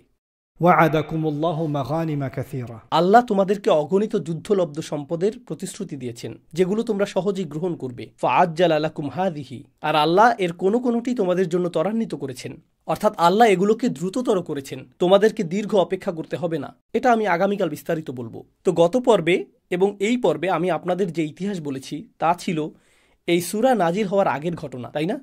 এরপর সূরাটি নাজিল হলো, কিন্তু এখন সূরাটি এমন কিছু ঘটনার কথা বলছে যা সূরাটি নাজিলের পরে ঘটবে, অর্থাৎ এটি ভবিষ্যতের কথা বলছে। তো আমরাও সেগুলো ভবিষ্যতে আলোচনা করব। এগুলো কোন ঘটনার দিকে ইঙ্গিত করছে সেটা পরে আসছে। আমরা এক ধরনের প্রতীক্ষায় আছি, ঠিক যেমন সাহাবীরা প্রতীক্ষায় ছিলেন যে কোন বিষয়ে কথা বলা হচ্ছে। فعجل لكم هذه وكف أيدي الناس عنكم, আর আল্লাহ মানুষের হাতকে তোমাদের নিকট পৌঁছানো থেকে প্রতিহত করেছেন, অর্থাৎ মানুষ তোমাদের ক্ষতি করতে পারবে না। তোমরা এই যুদ্ধলব্ধ সম্পদগুলো সংগ্রহ করবে আর তোমাদের কোনো ক্ষতি হবে না। ولتكون آية للمؤمنين ويهديكم صراطا مستقيما, আর এটা হবে ঈমানদারদের জন্য একটি অসাধারণ নিদর্শন, আর তিনি তোমাদের সকলকে সরল পথে পরিচালিত করবেন। সেই সরল পথটি হলো বিজয়ের পথ। তো মক্কা বিজয়ের কৌশলগত রাস্তা এখন খুলে গেল। وأخرى এবং গৌণভাবে, অতিরিক্তভাবে لم تقدروا عليها, এমন ভূমি আছে যা তোমরা এখনো জয় করনি, এমন স্থান রয়েছে যা এখনো তোমাদের নিয়ন্ত্রণে নেই, অন্যান্য সম্পদ যা তোমরা এখনো সংগ্রহ করনি। قد أحاط الله بها, আল্লাহ ইতিমধ্যেই তোমাদের জন্য সেগুলো পরিবেষ্টন করে রেখেছেন। সেগুলো শুধু তোমরা গ্রহণ করবে সেই অপেক্ষায় রয়েছে। ভাষাগত দিকে লক্ষ্য করুন, বারবার কি উঠে আসছে? অনেক টাকা আসছে, অনেক সম্পদ আসছে, অনেক জমি আসছে, অনেক উপায় উপকরণ আসছে। এর সাথে আল্লাহ এই কি ওয়ার্ডটিও ব্যবহার করলেন, ওয়া উখরা। এটা গৌণ, যেন এটা কখনো তোমাদের লক্ষ্যই ছিল না। রাসূল সাল্লাল্লাহু আলাইহি সাল্লামের লক্ষ্য কখনো জমি, এলাকা বা সম্পদ ছিল না। আল্লাহ এগুলো উপজাত হিসেবে প্রদান করেছেন। এগুলো সবসময় দ্বিতীয় স্থানে, এগুলো শুধুই মাধ্যম। ওয়াকান আল্লাহু আলা কুল্লি শাইইন কদিরা, আল্লাহ সর্বদাই সবকিছুর উপর পূর্ণ ক্ষমতার অধিকারী। এখানে আল্লাহ আমাদের বলছেন যে ইসলামের উদ্দেশ্য ক্ষমতা নয়, ইসলামের উদ্দেশ্য ভূখণ্ড নয়, ইসলামের উদ্দেশ্য ছিল এর চেয়েও মহৎ। ভূখণ্ড এমনিতেই চলে আসবে। উপনিবেশ পরবর্তী সময়ে ইসলামী আন্দোলনগুলোর যে সংকট তৈরি হয় তা হল ক্ষমতার প্রতি অতিমাত্রায় এক ধরনের মোহবিষ্টতা তৈরি হয়। এই মোহবিষ্টতা ছিল আমাদের ভূখণ্ডের অধিকার নিতে হবে, আমাদেরকে রাষ্ট্রীয় ক্ষমতা গ্রহণ করতে হবে। রাষ্ট্রীয় ক্ষমতার সমস্যা হলো, ধরুন কোনো মুসলিম দেশে যেমন পাকিস্তানে কিছু ইসলামপন্থী মানুষ হুট করে ক্ষমতা দখল করল, কিছু ধর্মভীরু সামরিক জেনারেল বলল, আমরা দেশে ইসলামী শাসন প্রতিষ্ঠা করব, শরিয়া আইন বাস্তবায়ন করব। এখন সবার অবস্থা এরকম, তাকবীর, তাই না? আর আমরা আসলেই আনন্দিত, কারণ এখন আমরা পূর্ণাঙ্গ ইসলামিক রাষ্ট্র পেলাম। ইসলামিক আইন অনুযায়ী সব হারাম জিনিস অপসারণ করা হবে, নাইট ক্লাব বন্ধ করা হবে, বার বন্ধ করা হবে, সুদ বিলুপ্ত হবে, রাতারাতি সব কিছু পরিবর্তিত হলো। এটাই কি আসলে ইসলামের উদ্দেশ্য?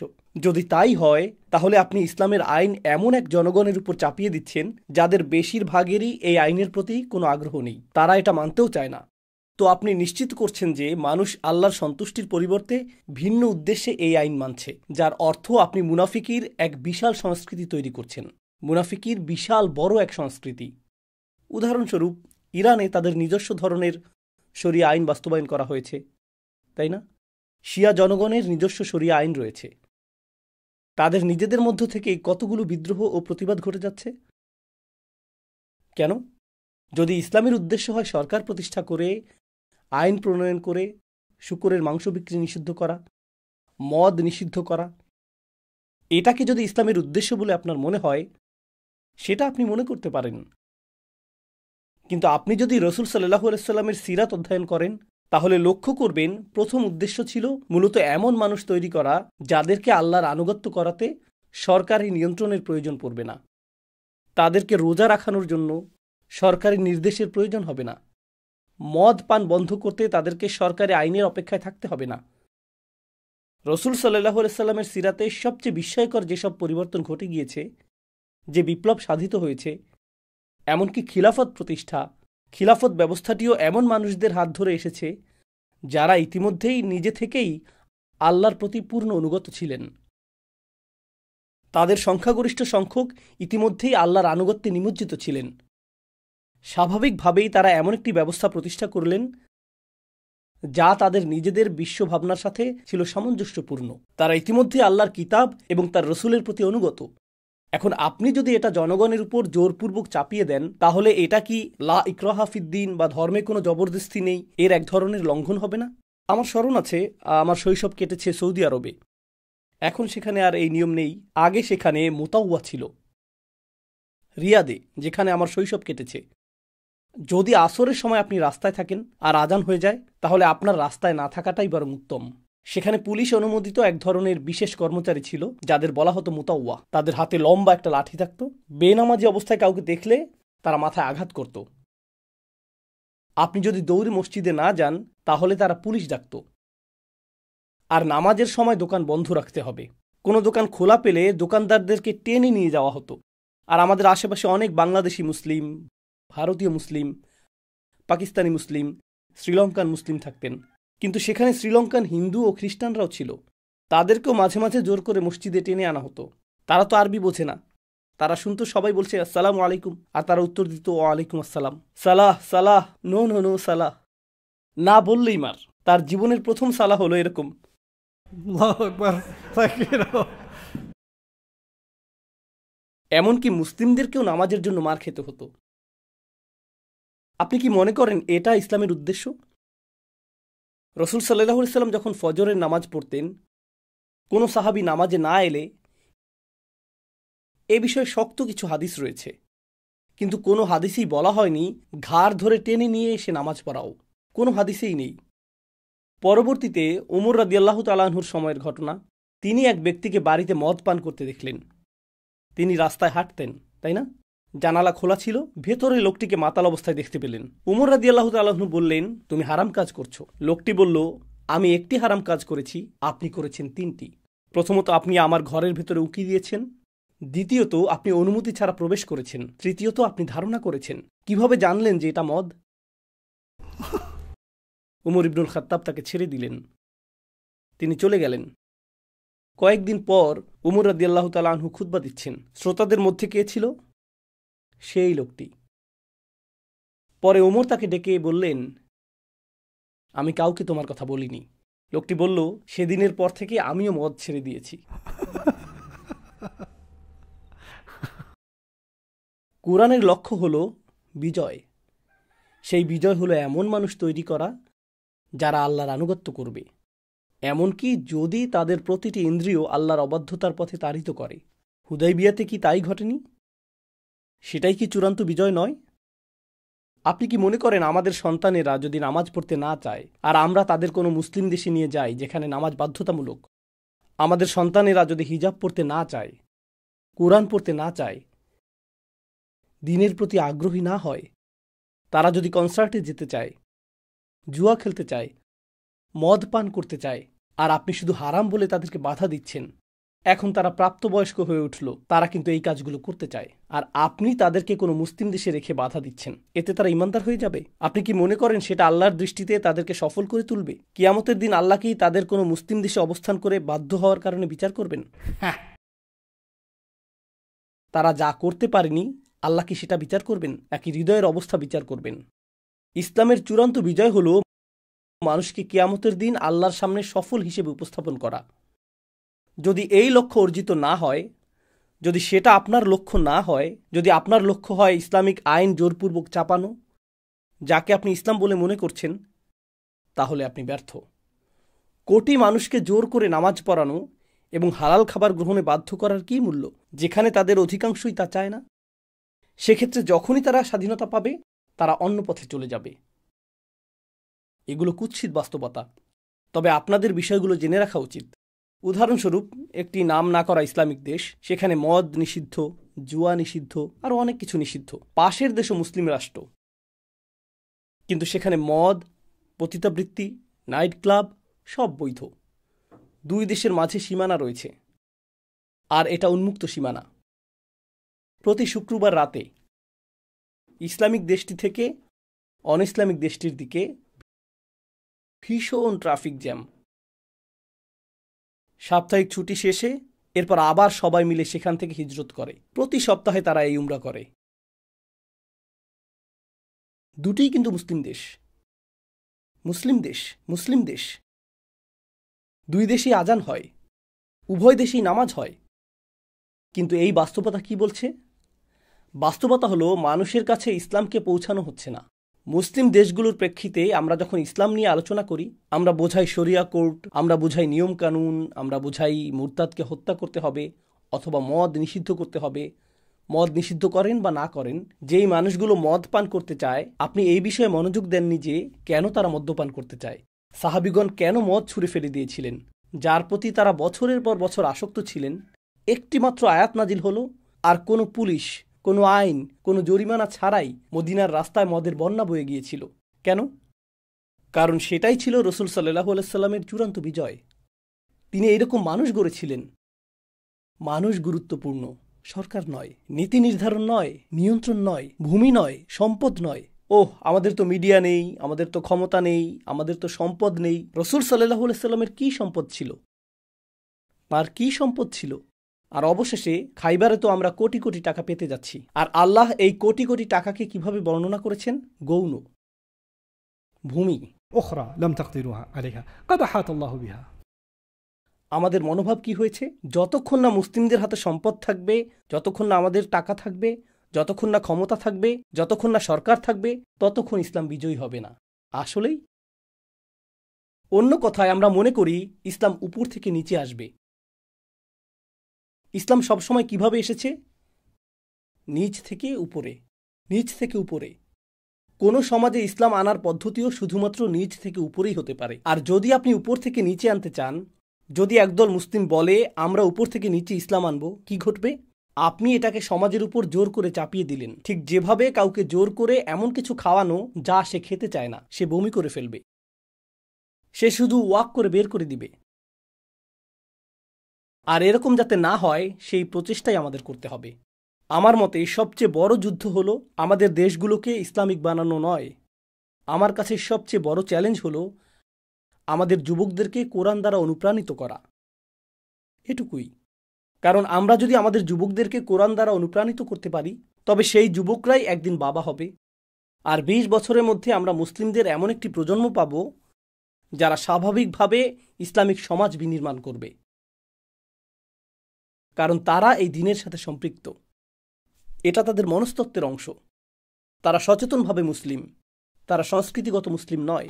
তারা এজন্য মুসলিম নয় যে তাদের বাবা মুসলিম, তারা মুসলিম কারণ তারা এই দিনকে ভালোবাসে, তারা এতে বিশ্বাসী, তারা তাদের অমুসলিম বন্ধুদেরও এই মূল্যবোধে অনুপ্রাণিত করতে পারে। তারা এতটাই দৃঢ় বিশ্বাসী যে মানুষ তাদের আশেপাশে শঙ্কিত চিত্তে থাকে, কারণ তাদের সাথে থাকলে তারাও মুসলিম হয়ে যেতে পারে। যখন আপনি এমন তারুণ্য করতে শুরু করবেন, তখন আপনি বিশ্বে পরিবর্তন দেখতে পাবেন। তখনই আপনি পরিবর্তন দেখতে পাবেন। মূলত এই মানব সম্পদই প্রকৃত সম্পদ। আমরা সূরাটির সমাপ্তির দিকে অগ্রসর হচ্ছি। খেয়াল করুন, ولو قاتلكم الذين كفروا لولوا الأدبار। আর কাফিররা যদি তোমাদের সাথে যুদ্ধও করত, তারা পৃষ্ঠ প্রদর্শন করে পালাতো। সুম্মা লা ইয়াজিদুনা ওয়ালিয়া ওয়ালা নাসিরা। তারা কোনো ওয়ালি পাবে না আর কোনো নাসির পাবে না। ওয়ালি শব্দটি মনে আছে তো? তো আল্লাহ ছাড়া তারা কোনো ওয়ালি পাবে না, আল্লাহর সাহায্য তো পাবেই না, কোনো গোত্রও তাদের সাহায্য করতে এগিয়ে আসবে না, তাদের জন্য কোনো সাহায্যকারী থাকবে না। سنة الله التي قد خلت من قبل। এটি আল্লাহর সেই নিয়ম যা আগেও বহুবার কার্যকর হয়েছে। ইতিহাস এভাবেই কাজ করে। ولن تجد لسنة الله تبديلا। আল্লাহর নিয়মে তোমরা কোনো পরিবর্তন পাবে না। এভাবেই আল্লাহ জাতিগুলোর ইতিহাসে তার নিদর্শন রেখে যান। وهو الذي كف أيديهم عنكم وأيديكم عنهم ببطن مكة। তিনিই মক্কার কেন্দ্রে তাদের হাত তোমাদের থেকে ও তোমাদের হাত তাদের থেকে রুখে দিয়েছিলেন। তোমরা তখন মক্কার কেন্দ্রের কাছেই হুদাইবিয়াতে অবস্থান করছিলে, কিন্তু তারা তোমাদেরকে স্পর্শ করতে পারেনি, তোমরাও তাদেরকে স্পর্শ করতে পারোনি। من بعد أن أظفركم عليهم وكان الله بما تعملون بصيرا।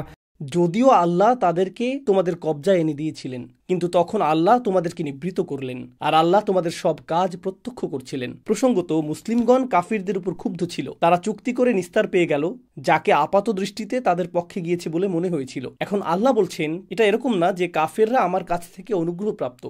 আল্লাহ বলছেন, হুমুল্লাযীনা কাফারু, তারাই কুফরি করেছে, وصدوكم عن المسجد الحرام এবং তারাই তোমাদেরকে মসজিদুল হারাম থেকে বিরত রেখেছে, والهدي معكوفا أن يبلغ محله।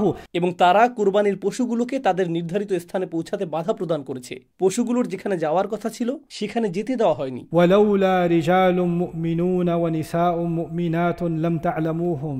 এই আয়াতটি দিয়ে আমি আজকের আলোচনা শেষ করব, কারণ বাকি আয়াতগুলো বেশি ভারী। ইনশাআল্লাহ সেগুলো নিয়ে পরের পর্বে আলোচনা করব এবং পরবর্তী বিষয়বস্তুতে যাব। কিন্তু এই আয়াতটি, ভাই, আপনাদের সত্যি আয়াতটি বুঝতে হবে। আল্লাহ বলছেন, ولولا رجال مؤمنون ونساء مؤمنات لم تعلموهم।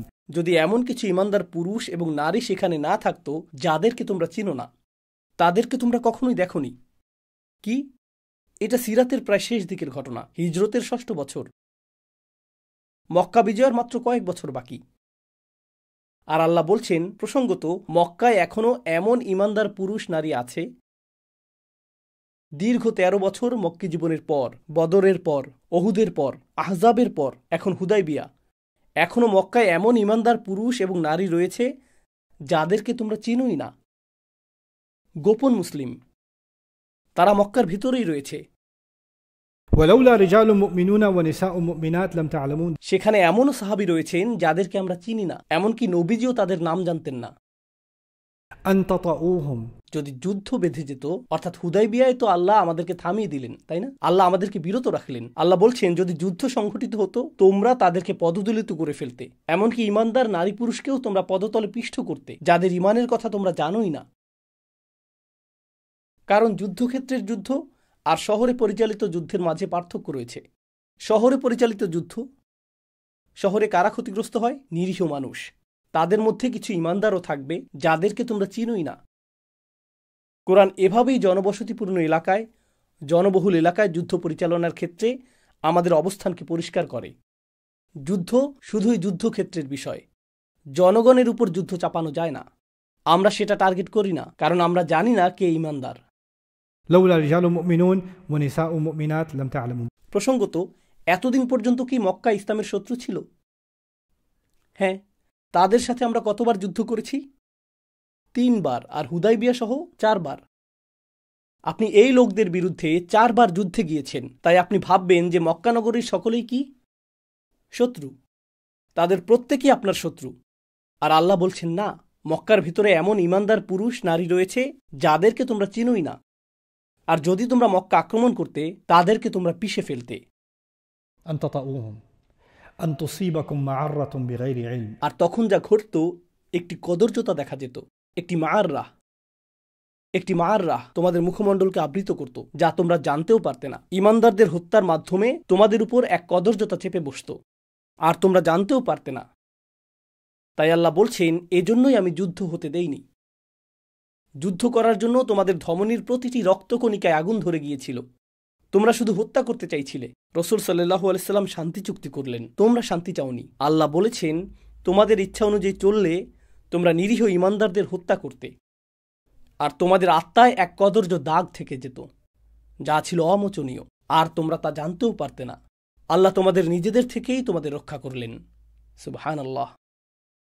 أن تصيبهم معرة بغير علم এরপর তিনি বলেন, ليدخل الله في رحمته من يشاء।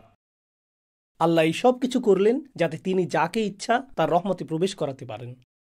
এর অর্থ কি? এর অর্থ হল, বিদ্যমান ঈমানদাররা তো আছেই, বরং অমুসলিম মক্কাবাসীদের মধ্যেও অনেকেই অচিরেই ইসলামে প্রবেশ করবে। আর যদি এই যুদ্ধ ঘটত, তারা কখনোই আল্লাহর রহমতে প্রবেশ করতে পারত না। আল্লাহর সেই রহমতটি কি? ইসলাম। আল্লাহ চান আরও মানুষ যেন ইসলামে প্রবেশ করে, আর সেজন্যই তিনি তোমাদেরকে যুদ্ধ করতে দেননি। ليدخل الله في رحمته من يشاء যাকে তিনি ইচ্ছা করেন। لو تزيلوا আর যদি তারা সম্পূর্ণ পৃথক হয়ে যেত। আমি প্রচুর চকলেট মিল্ক পান করতাম, তাই আপনাদেরকে চকলেট মিল্কের উপমা দিচ্ছি। ধরুন আপনার কাছে দুধ আছে, আপনার কাছে চকলেট পাউডার আছে। একবার তা মিশ্রিত করলে তারা এক হয়ে যায়। যদি আপনি দুধ ও চকলেট পাউডার পৃথক করতে পারতেন, সেটাই হতো তাজাইয়ুল। তাজাইয়ুল অর্থ হল পাউডারগুলো একদিকে, দুধগুলো আরেক দিকে, তারা একে অপর থেকে সম্পূর্ণ পৃথক।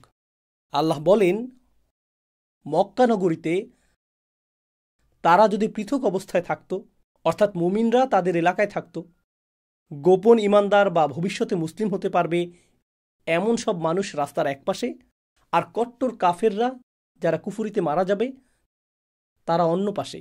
যদি সেরকম হতো, ব্যাপারটা সেরকম হলে لعذبنا الذين كفروا منهم عذابا أليما আমি নিজে তাদের মধ্যকার কাফেরদেরকে যন্ত্রণাদায়ক শাস্তি প্রদান করতাম।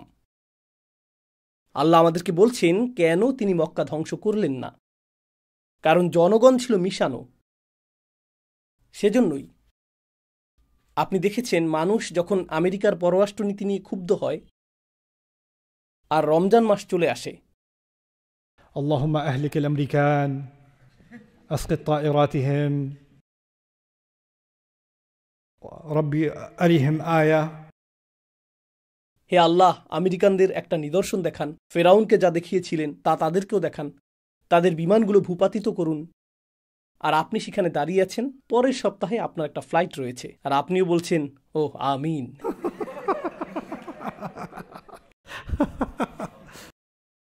আমেরিকা কি একক সত্তা? কানাডা কি একক সত্তা? আপনি যদি বিষয়টা চিন্তা করেন, উইঘুর মুসলিমদের প্রতি চীনের নীতি আমার পছন্দ নয়, কিন্তু চীন কি একক সত্তা, একজন ব্যক্তি? সেখানে কি তাজাইয়ুল আছে? সেখানে কাফেররা কি মুমিনদের থেকে সম্পূর্ণ পৃথক? ব্যাপারটা কি এরকম, নাকি এটা মেশানো? আর সেখানে কি এমন মানুষ আছে যারা এখনো আল্লাহর রহমতে প্রবেশ করতে পারে? ليدخل الله في رحمته من يشاء সেখানে এখন যারা অমুসলিম তাদেরও ঈমানদার হওয়ার সম্ভাবনা রয়েছে। অবস্থা কি সেরকম? সেরকমটাই যখন ঘটে, তখন আল্লাহ কোনো জাতিকে ধ্বংস করেন না। আর যখন কাফেররা ঈমানদারদের থেকে সম্পূর্ণ পৃথক হয়ে থাকে, তখন পৃথিবীর এই বোঝা নিশ্চিহ্ন করে ফেলতে আল্লাহর কোনো সমস্যা থাকে না। যারা প্রকৃতপক্ষেই কাফের, পচনশীল বস্তু মাটির উপরে রাখার তো কোনো প্রয়োজন নেই, বরং মাটিকে পুষ্ট করাই উত্তম। সেজন্যই মুমিনরা যখন একটি জাতি ত্যাগ করে, এরপর বন্যা আসে। মুমিনরা একটি জাতি ত্যাগ করে আর আগুনের বৃষ্টি বা ভূমিকম্প আসে, কারণ এখন আর কোনো ঈমানদার অবশিষ্ট নেই। وما وجدنا فيها غير بيت من المسلمين সেখানে মুসলিমদের একটি ঘরও পাওয়া যায়নি, তখনই ধ্বংস আসে। কিন্তু এখন আর জাতিগুলো অতীত জাতিগুলোর মতো ধ্বংস হবে না, কারণ আমাদের সমাজগুলো সবসময় কি ধরনের? মিশ্র সমাজ। আর প্রথম যে মিশ্র সমাজ ধ্বংস থেকে রক্ষা পেল তা ছিল মক্কা। কারণ সকল নবীর কাহিনীর শেষে কি ঘটে থাকে? তাদের শহরগুলো ধ্বংসপ্রাপ্ত হয়, তাই না? এটা কি লূত আলাইহিস সালামের সাথে ঘটেনি? এটা কি নূহ আলাইহিসসালামের সাথে ঘটেনি? সালিহ আলাইহিসসালাম, শুআইব আলাইহিসসালামের ঘটনায় তেমনটা ঘটেনি? মক্কার ক্ষেত্রে কেন তা ঘটল না? এই আয়াতটির কারণেই। لو تزيلوا لعذبنا الذين كفروا منهم عذابا أليما। এটা আমাদেরকে এই শিক্ষাও দেয় যে কোনো দেশকে একক সত্তা হিসেবে বিবেচনা করার এই মানসিকতা কোরআন বিরোধী। আমেরিকাকে আমরা একক সত্তা ভাবতে পারবো না, পাকিস্তানকে আমরা একক সত্তা ভাবতে পারবো না, চীনকে আমরা একক সত্তা ভাবতে পারবো না। পাকিস্তানিরা ভারতকে একক সত্তা মনে করে, আফগানিরা পাকিস্তানিদের একক সত্তা মনে করে। আমি জানি মালয়েশিয়ানরা ভারতীয় মালয়েশিয়ানদেরকে একক সত্তা মনে করে। এমনটাই ঘটছে। মানুষ সরলীকরণ করতে পছন্দ করে। যখন আপনি সবাইকে ঢালাওভাবে কাফের জাতি বলে আখ্যায়িত করতে পারেন, তখন তাদেরকে অমানুষ হিসেবে বিবেচনা করা সহজ হয়। প্রথম ধাপ অমানুষ মনে করা, দ্বিতীয় ধাপ হলো গণহত্যা। আর এই আয়াতে আল্লাহ সেই গণহত্যাকেই রোধ করেছেন। বুঝতে পারছেন? এটা আসলে গণহত্যা প্রতিরোধের আয়াত। لولا رجال مؤمنون ونساء مؤمنات لم تعلموا أن প্রসঙ্গত, তারা যদি খাঁটি কাফেরও হয়ে থাকে, আপনার তাদেরকে ধ্বংস করার প্রয়োজন নেই। আল্লাহ এই আয়াতে কি বলেছেন? لعذبنا الذين كفروا منهم عذابا أليما।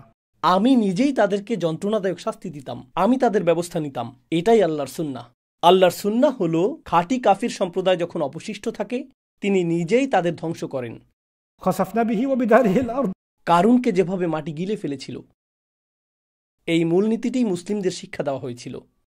আর মক্কাবাসীদের ব্যাপারে যদি এভাবে চিন্তা করা না যায়, যারা রাসূল সাল্লাল্লাহু আলাইহি সাল্লামের সাথে 3 বার যুদ্ধ করেছে, যারা তাকে নির্বাসিত করেছে, যারা আল্লাহর রাসূলকে হত্যার চেষ্টা করেছে, তবুও আপনি মক্কার জনগোষ্ঠীকে অতি সরলীকরণ করতে পারেন না। আপনি বলতে পারেন না যে মক্কার সকল জনগণ কাফের। তো আপনি যদি মক্কার ক্ষেত্রে সেটা বলতে না পারেন, তাহলে কিভাবে আপনি পৃথিবীর অন্য কোনো জাতি সম্পর্কে এভাবে বলবেন? কিভাবে মুসলিমরা অন্য কোনো জাতি সম্পর্কে এভাবে বলতে পারে? যদি কোনো জাতি সম্পর্কে এভাবে বলা যেত, সেটা হতো মক্কা। তখন সেটা লাইসেন্স হিসেবে গণ্য হতো। হুদাইবিয়ার শেষে আল্লাহ সেই লাইসেন্স বাতিল করে দিলেন। প্রথম দিকে যখন আমরা এই শান্তি চুক্তি করছিলাম, আমরা প্রচণ্ড ক্ষুব্ধ ছিলাম। কিন্তু কোরআনের বিজ্ঞতা আমাদের উপর উন্মোচিত হওয়ার পর বুঝতে পারলাম, এই চুক্তি কাফেরদের পক্ষে তো নয়ই, বরং এটি তাদের ক্ষতিই করেছে। এটি অন্যান্য অঞ্চলের জন্য অসংখ্য সুযোগ এনে দিয়েছে, যেখানে এখন আমরা মনোনিবেশ করতে পারি। তবে সবচেয়ে গুরুত্বপূর্ণ হলো, মক্কার অভ্যন্তরে এমন কিছু মানুষ আছে আমরা যাদেরকে উপকৃত করতে চাই। যদিও আমরা মক্কার সাথে বহুবার যুদ্ধে জড়িয়েছি, তবুও সেখানকার কিছু অধিবাসীকে আমরা উপকৃত করতে চাই। অতএব তারাও এই চুক্তির সুফল ভোগী। সুবহানাল্লাহ। আমাদেরকে এখন সাদা কালো দৃষ্টিভঙ্গি ত্যাগ করে ধূসর এলাকাও চিন্তা করতে শেখানো হচ্ছে। বহুমুখী দৃষ্টিকোণ অনুধাবনের কৌশল। বিশেষ করে এখানে উপস্থিত যুব সমাজের জন্য আমি তোমাদেরকে বলছি, বিশ্বব্যাপী ঘটনা প্রবাহের গভীরে গিয়ে সূক্ষ্ম বিশ্লেষণের দক্ষতা অর্জন করো। কোনো সংক্ষিপ্ত উক্তি বা উত্তেজনামূলক ভাষণের উপর ভিত্তি করে সিদ্ধান্ত নেওয়া যাবে না। তারা যদি এটা করে, আমরা ওটা করব, তাকবীর। এইরকম জিনিস আমি আরো শুনতে চাই। এই ব্যক্তিকে আমার পছন্দ, সে কত জোরে, কত রাগে ফেটে পড়েছে। আপনার কণ্ঠস্বর যত উঁচু হবে, আপনার বিশ্লেষণের সূক্ষ্মতা তত কমবে, বক্তব্যে বহুমাত্রিক দৃষ্টিভঙ্গি হারাবে। আপনারা কি লক্ষ্য করেছেন যে এই একটিমাত্র সূরাতে আল্লাহ আমাদেরকে আশেপাশের এলাকার দৃষ্টিকোণ জানিয়েছেন, তিনি আমাদেরকে মুনাফিকদের দৃষ্টিকোণ জানিয়েছেন, তিনি আমাদেরকে এমন ইমানদারদের দৃষ্টিকোণ জানিয়েছেন যাদেরকে আমরা চিনিও না, এবং তিনি আমাদেরকে আধ্যাত্মিক দৃষ্টিকোণ দিয়েছেন। একই সূরায় বহুমাত্রিক দৃষ্টিকোণ যুক্ত করা হয়েছে। আল্লাহ আমাদের কি শিক্ষা দিচ্ছেন? প্রতিটি বিষয়কে 360 ডিগ্রি দৃষ্টিকোণ থেকে দেখা। কোনো সিদ্ধান্ত নেওয়ার আগে, ফলাফলে পৌঁছানোর আগে যত বেশি সম্ভব দৃষ্টিভঙ্গি দিয়ে বিষয়টি উপলব্ধি করার চেষ্টা করুন। জানেন কারা এটা করতে অস্বীকার করে? যারা আগে থেকেই বদ্ধ ধারণাযুক্ত সিদ্ধান্ত নিয়ে রাখে। মানুষ যখন বদ্ধ ধারণাযুক্ত সিদ্ধান্ত গ্রহণে অভ্যস্ত হয়, তখন সে কোরআনকেও নিজের ইচ্ছা অনুযায়ী বাঁকাতে চায়। যেমন আমার রাগ আছে, এটাকে যুক্তিসঙ্গত প্রমাণ করতে হবে। ফলে আয়াতে স্পষ্ট বলা সত্ত্বেও না, তবু চুক্তি সই করা ঠিক হয়নি। আমি আয়াত হাদিস জানি, কিন্তু কাম অন, দেখছো না তারা আমাদের সম্পর্কে কি বলে? দেখোনি তারা কি করেছে? জানেন এই ব্যক্তিটি কি করছে? এই ব্যক্তির হৃদয়ে ক্রোধের উপস্থিতি রয়েছে। সেই ক্রোধই তার অন্তরে তালায় পরিণত হয়েছে, আর সেই তালা তাকে কোরআন নিয়ে গভীর চিন্তা করতেও বাধা দিচ্ছে। আল্লাহ বলেন, আফালা ইয়াতাদাব্বারুনা আল কুরআন আম আলা কুলুবিন আকফালুহা। তারা কি কোরআন নিয়ে গভীরভাবে চিন্তা করে না, নাকি তাদের হৃদয়ে তালা লাগানো? যদি আপনার মধ্যে পক্ষপাতিত্বপূর্ণ পূর্ব ধারণা, ক্রোধ, বিদ্বেষ, হতাশা বা কোনো ধরনের পক্ষপাত থাকে, তাহলে তা আল্লাহর বাণীর মর্ম উপলব্ধিতে বাধার সৃষ্টি করবে। এমনকি আল্লাহর স্পষ্ট বাণী শোনার পরও আপনি বলবেন, কিন্তু আমার তো মনে হয়। আপনি কি মনে করেন না? যদি আয়াতের ব্যাখ্যায় ভুল থাকে সেটা আলাদা বিষয়। যদি সংশ্লিষ্ট অন্য কোনো আয়াত বিবেচনা করতে হয়, যদি এ বিষয়ে রাসূল সাল্লাল্লাহু আলাইহি সাল্লামের অন্য কোনো হাদিস বিবেচনা করতে হয়, সেটাও ভিন্ন বিষয়। যদি কেবল আপনার আবেগই নির্ধারণ করে যে কোন আয়াতটি অধ্যয়ন করতে হবে, এই পক্ষপাতিত্ব একটি মারাত্মক সমস্যা, যার মূলোৎপাটন জরুরি। আজকে আমি আপনাদের সাথে সর্বশেষ যে বিষয়টি শেয়ার করব তা হলো ইতিহাস সম্পর্কে এই অন্তর্দৃষ্টি। আমি সর্বোচ্চ সততা সহকারে কথাগুলো বলছি। কোরআনের একজন ছাত্র, ইসলামের একজন ছাত্র হিসেবে আমি মনে করি ইসলামের প্রথম দিকের 50 বছর আমি আসলে বুঝি না, অর্থাৎ রাসূল সাল্লাল্লাহু আলাইহি সাল্লামের জীবনের শেষ 5 বছর এবং তার মৃত্যু পরবর্তী 45 থেকে 50 বছর, এই সময়কালটা আমি ভালো বুঝি না। ইসলাম নিয়ে যত গভীরে অধ্যয়ন করছি ততই উপলব্ধি করছি যে প্রথম দিকের এই 50 বছর সম্পর্কে আমি ভালো বুঝি না। আর সেগুলো না বোঝার কারণ হলো আমি কিছু অসাধারণ বিষয় লক্ষ্য করেছি। যখনই এই 50 বছরের কোনো নতুন তথ্য আমার হাতে আসে, আমার দৃষ্টিভঙ্গি সম্পূর্ণ বদলে যায়, সম্পূর্ণ। তখনই মনে হয় আমি যথেষ্ট জানি না, আমাকে আরও খনন করতে হবে, আরও গভীরে যেতে হবে, আরও বুঝতে হবে। এজন্যই নিজের জন্য এই সাধনা চালিয়ে যাচ্ছি, শুধুই নিজের তৃপ্তির জন্য। কারণ ইতিহাসকে আমরা প্রায়ই সরলীকৃত দ্বিমাত্রিক দৃষ্টিতে দেখি, কিন্তু আমি ঘটনার পেছনের বাস্তবতা উপলব্ধি করতে চাই। আমি সেই পরিস্থিতির গভীরে চলে যেতে চাই এবং যতটা সম্ভব পূর্ণাঙ্গতা নিয়ে উপলব্ধি করতে চাই। আপনাদের কাছে এই কথাগুলো বলার কারণ হলো আমি ইসলাম নিয়ে অধ্যয়ন, আমার নিজের এই যাত্রা সম্পর্কে সততা রক্ষা করছি। আমাদের ইতিহাসের কোনো এক পর্যায়ে ইসলামকে জটিল বানিয়ে ফেলা হয়েছিল।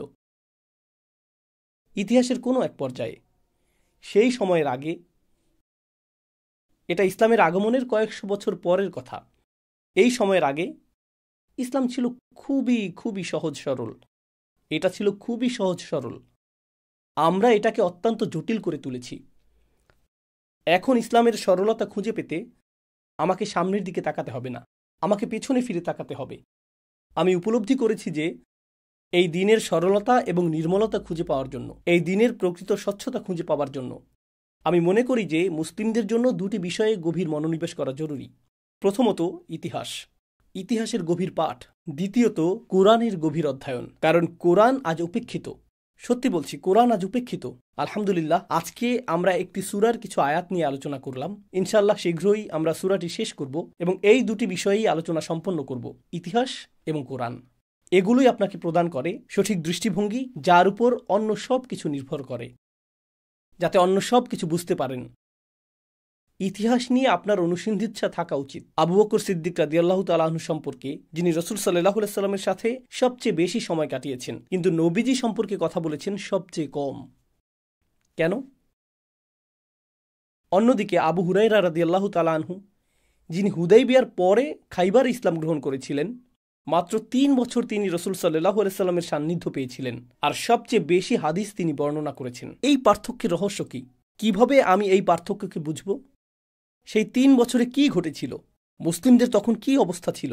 এগুলো তো প্রাসঙ্গিক ইতিহাস, আমাকে তা বুঝতে হবে। শুধু এটা বলা যথেষ্ট না যে আমি একটি হাদিস শুনলাম, ক্বালা রাসূলুল্লাহ সাল্লাল্লাহু আলাইহি ওয়াসাল্লাম। ঠিক আছে, তিনি এটা বলেছিলেন, কখন তিনি এটা বলেছিলেন, কারা উপস্থিত ছিলেন, সেখানে কি ঘটছিল, আমাকে আরো বেশি জানতে হবে। এমনকি আপনারা অতি সরলীকৃত যে বিষয়গুলো মাঝে মাঝে শুনেন, যখন প্রেক্ষাপট জানা না থাকে, সেটা বিভ্রান্তিকর। কখনো কখনো এমন কিছু শোনা যায়, জানি না আপনাদের কেমন মনে হয়, আমি বুঝে উঠতে পারি না, সেজন্য আমি প্রশ্ন করি। আলহামদুলিল্লাহ, আমার কিছুটা পরিচিতির সুবাদে আমি আলেমদেরকে সরাসরি জিজ্ঞেস করার সুযোগ পাই। আমি শুধু মেসেজ পাঠাই, ব্যাপারটা মাথায় ঢুকছে না, একদম বুঝতে পারছি না, সাহায্য করতে পারবেন?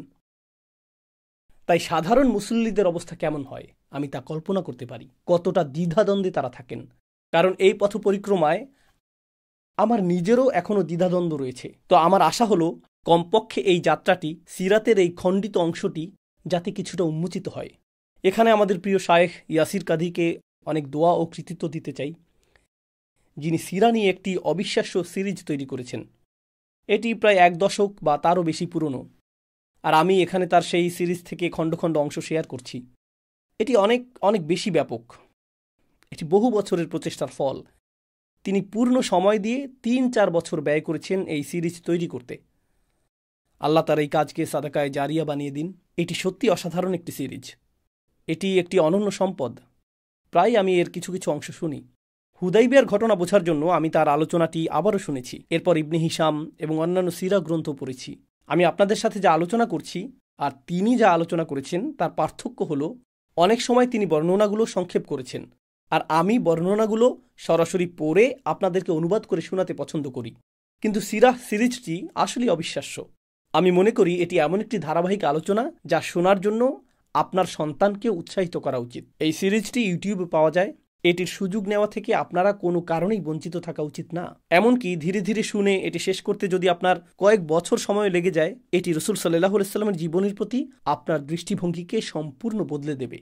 এরপর যা করতে হবে, একদিকে সিরাহ, অন্যদিকে কোরআনের সমন্বিত পাঠ। কারণ কোরআন হলো অন্য ধরনের সিরাহ।